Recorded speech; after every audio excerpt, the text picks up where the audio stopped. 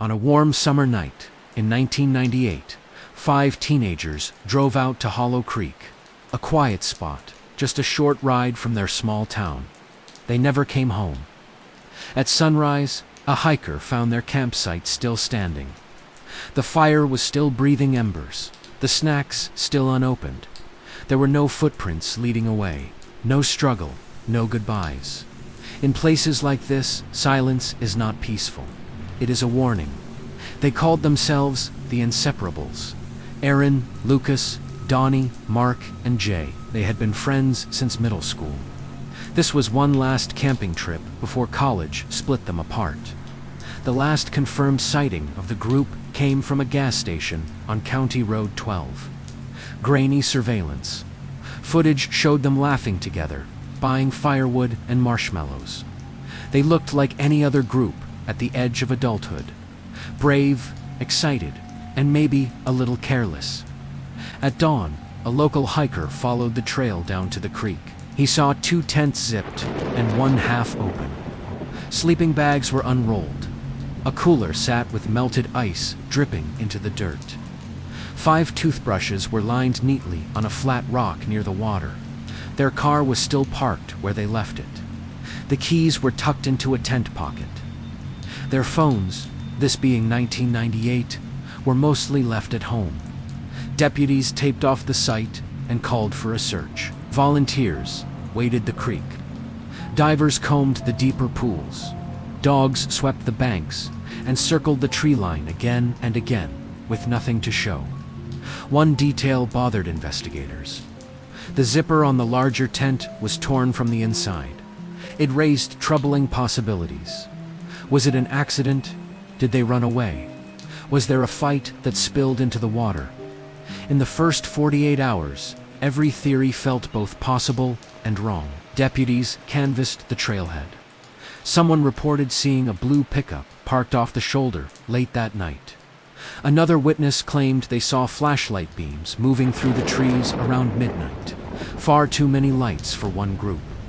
When investigators logged the found items, they discovered an unsigned note tucked into a backpack. 5 words written in black ink. Don't trust him, he knows. There was no context, no name, just a warning. Detectives pulled every thread. They questioned a drifter camping a mile away. They interviewed classmates, teachers, and neighbors. They even drained a bend in the creek, finding nothing but rusted cans and smooth river stones. Weeks became months. Flyers faded and peeled on telephone poles. The town grew quieter. Families held vigils and birthdays with empty chairs. Hollow Creek became a place people avoided, a name they whispered but did not linger on. Eventually, the case stalled. Files were shelved. Evidence was locked away. Hollow Creek kept its secret. 10 years passed. Then in 2008, 300 miles away, a pawn shop owner listed a silver charm bracelet online. It was unique, engraved with 5 tiny initials. Erin had worn one just like it every day since her 15th birthday. Her mother recognized it immediately. Detectives obtained the bracelet. The engraving matched. Microscopic scratches matched old photographs. It was hers. 2 months later, a scuffed hiking boot appeared in a donation bin behind a thrift store. The size matched, the brand matched, and DNA collected from the insole confirmed it belonged to Jay. 2 belongings from 2 different towns, resurfacing after a decade, both pointing to the same man. His name was Ryan Callow. He worked flea markets, storage auctions, and estate clearouts. He said he bought boxes in bulk and paid in cash. He claimed to remember nothing about a bracelet, nothing about a boot. But his records, what little he kept, showed frequent purchases from one familiar name, Matthew Harlan. Matthew Harlan had been a deputy sheriff in the same county as Hollow Creek. He resigned 5 months after the disappearance. Citing stress, he relocated quietly and kept to himself. Detectives reopened the file. Harlan knew the families. He had been part of the original search. His resignation had raised eyebrows at the time, But there had never been proof of misconduct. When investigators dug deeper, they found something else. A storage unit rented in Harlan's name 15 years earlier, later paid for in cash by someone else after he moved. Inside the unit, officers found cardboard boxes filled with disturbing items, camping gear, old jackets, loose photographs with the faces cut out, a broken two-way radio, strands of plastic beads, and a cracked flashlight lens. In one box was a spiral notebook, water-warped and pages stuck together. In the margin of one page, a line was scribbled and half erased. "Don't trust him, he knows." The handwriting was the same 5 words, but the notebook did not belong to Harlan.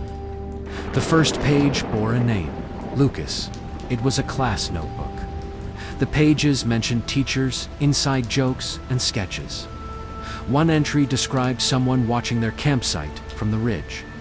The note had not been a warning to a teenager. It may have been a warning from one. Detectives prepared to bring Harlan in.